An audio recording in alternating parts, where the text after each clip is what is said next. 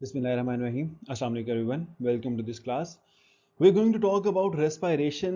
MDCAT में respiration जो है उसके हवाले से कौन कौन से MCQs बन सकते हैं. Respiration basically बायोलॉजी में कॉन्सेप्ट है किस चीज़ का, इस चीज़ के हवाले से बात करते हैं. तो बायोलॉजी में जो respiration की टर्म है इसको दो अलग अलग वेज में इस्तेमाल किया जाता है.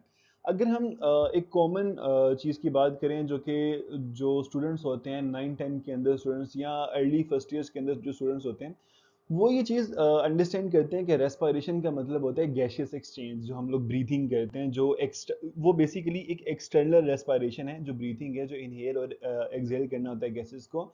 लेकिन अगर हम बायोलॉजी की बात करें कि उसमें जो बेसिक जो की टर्म रेस्पिरेशन है वो किस चीज़ के लिए इस्तेमाल की जाती है तो मेटाबॉलिक रिएक्शंस जिनके नतीजे में एनर्जी या एटीपी प्रोड्यूस होंगे जिसको हम लोग नॉर्मली सेलुलर रेस्पिरेशन भी कहते हैं जिसमें कार्बन कार्बन बॉन्ड्स को या कार्बन हाइड्रोजन बॉन्ड्स को बेसिकली तोड़ा जाता है कार्बन चेन मॉलिक्यूल्स के ऊपर रिएक्शंस किए जाते हैं ताकि एनर्जी ऑब्टेन की जा सके एटीपी के मॉलिक्यूल्स प्रोड्यूस हो सकें that is respiration and that is the kind of respiration that we are going to talk about in this lecture in this bioenergetics chapter.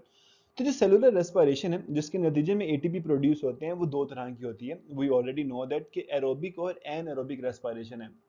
दोनों के दरमियान में डिफरेंस बहुत क्लियर है कि एरोबिक रेस्पिरेशन जो है that occurs in the presence of oxygen और एनएरोबिक रेस्पिरेशन जो है वो ऑक्सीजन के बगैर होती है.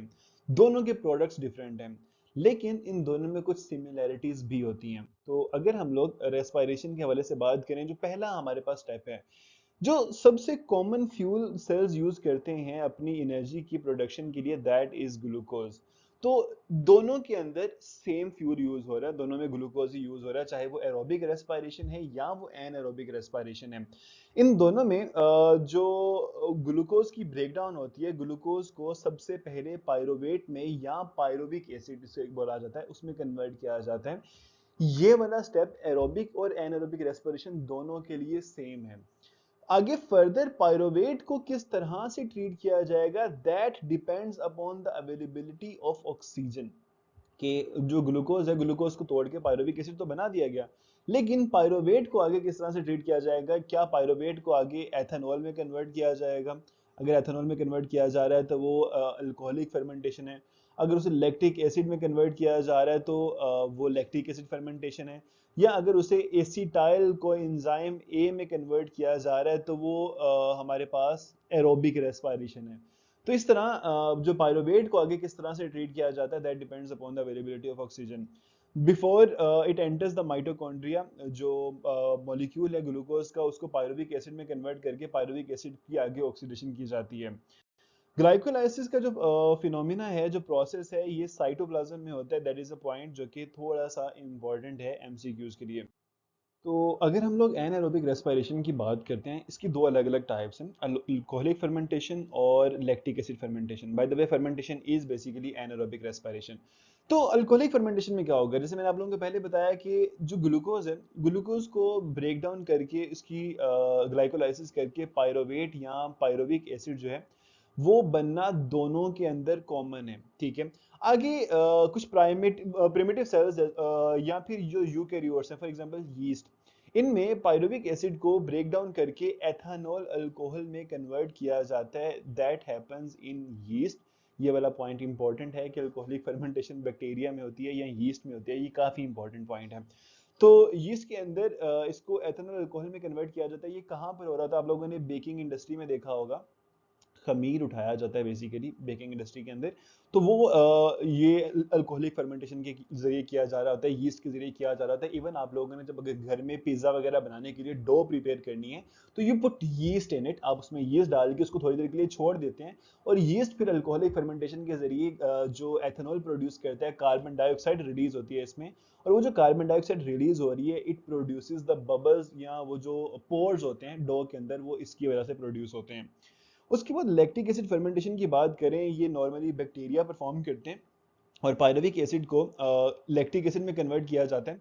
इस काम को करने के लिए NADH अपने प्रोटॉन्स डोनेट करते हैं पायरुविक एसिड को ताकि वो लैक्टिक एसिड में कन्वर्ट हो सके और ये भी ऑक्सीजन की गैर मौजूदगी में ही होगा. अगर इनके पास्ट पेपर्स के MCQs की बात करें तो तो हमारे पास NADH जो है इट इज़ ऑक्सीडाइज्ड ड्यूरिंग, अब हम लोगों ने अभी अभी ये थोड़ी देर पहले बात की है कि NADH जो आते हैं, अगर अल्कोहलिक फर्मेंटेशन की बात की जाए, इनको ऑक्सीडाइज कहाँ पे किया जाएगा, ये अपना जो हाइड्रोजन है वो डोनेट करेंगे लैक्टिक एसिड फर्मेंटेशन के अंदर। NADH अपना हाइड्रोजन डोनेट करते हैं और ये पायरुविक एसिड को लैक्टिक एसिड में कन्वर्ट करते हैं। ग्लाइकोलाइसिस में NADH प्रोड्यूस होते हैं। क्रेब्स साइकिल के अंदर भी जो बेसिकली है इनको ऑक्सीडाइज तो किया जाता है, लेकिन लैक्टिक एसिड फर्मेंटेशन में भी ऑक्सीडाइज हो रहे होते हैं। Which of the following can perform an aerobic respiration, इनमें से कौन से ऐसे स्ट्रक्चर्स हैं जो कि एनारोबिक रेस्पिरेशन परफॉर्म कर सकते हैं? Bacteria, lactic acid fermentation, yeast जो है वो आपके पास अल्कोहलिक फर्मेंटेशन, और हमारे स्केलेटल मसल्स जो हैं ये भी जो एनारोबिक रेस्पिरेशन करते हैं ये भी लैक्टिक एसिड फर्मेंटेशन करते हैं। जब भी इनके पास ऑक्सीजन जो है वो ख़त्म हो जाती है, ऑक्सीजन की गैर मौजूदगी में ये काम करते हैं। तो all A, B and C। Amount of energy extracted from glucose molecule during respiration without oxygen। यहाँ पे अगर आप ओवरऑल इसको देखते हैं, इसके ऊपर गौर करते हैं, तो एनारोबिक रेस्पिरेशन में विदाउट ऑक्सीजन अगर हम अल्कोहल जो ग्लूकोज है उसको ब्रेक डाउन करें तो हमें 2 ATP मिलते हैं। अगर आप लोग ये देखें कि जो एरोबिक रेस्पिरेशन है उसमें मुकम्मल एनर्जी बजट को अगर हम एनालाइज करें, टोटल 38 एटीपी प्रोड्यूस होते हैं, लेकिन हमारा जो उसमें एटीपी अभी कहने की प्रॉफिट है दैट इज 36 एटीपीज। तो it is somewhat 6% of the aerobic respiration. जो एनारोबिक रेस्पिरेशन है उसमें सिर्फ 6% एनर्जी एनर्जी जो है प्रोड्यूस हो रही होती है। आप लोगों ने 2% की तरफ नहीं जाना, बच्चे इस चीज को कंफ्यूज कर देते हैं कि 2 एटीपी प्रोड्यूस हो रहे हैं, हम 2% की तरफ जाते हैं, नहीं, ये 6% है। इट इज नियर टू 6% जो हमारे पास एनर्जी प्रोड्यूस हो रही है एनारोबिक रेस्पिरेशन में। The final fate of glucose in yeast when it is deprived of oxygen, जब यीस्ट में ऑक्सीजन मौजूद नहीं होगी, ये एनारोबिक रेस्पिरेशन करेगा, तो यीस्ट जो है वो अल्कोहलिक फर्मेंटेशन करता है। अल्कोहलिक फर्मेंटेशन में वो एथेनॉल अल्कोहल प्रोड्यूस करता है। In cellular respiration product formed as a result of release of energy. अब ये बड़ा एक ना ट्रिक क्वेश्चन अब बच्चों के लिए हो जाता है कभी कभार कि एनर्जी रिलीज हो रही है, एनर्जी स्टोर तो नहीं हो रही। लेकिन यहाँ पे अगर आप गौर करें तो रेस्पायरेशन के नतीजे में कौन सी चीज प्रोड्यूस होती है, क्योंकि रेस्पायरेशन में जब ग्लूकोज को तोड़ा जाता है, ग्लाइकोलाइसिस होती है, तो यहाँ से जब एनर्जी रिलीज होगी that energy is trapped in the form of ATP. वो एटीपी की फॉर्म में ट्रैप कर दी जाती है, स्टोर कर दी जाती है, तो एटीपी प्रोड्यूस होगा as a result of release of energy during respiration. फिर बाद में एटीपी की एनर्जी को यूटिलाइज करके डिफरेंट जो फंक्शंस है वो परफॉर्म किए जाते हैं सेल में।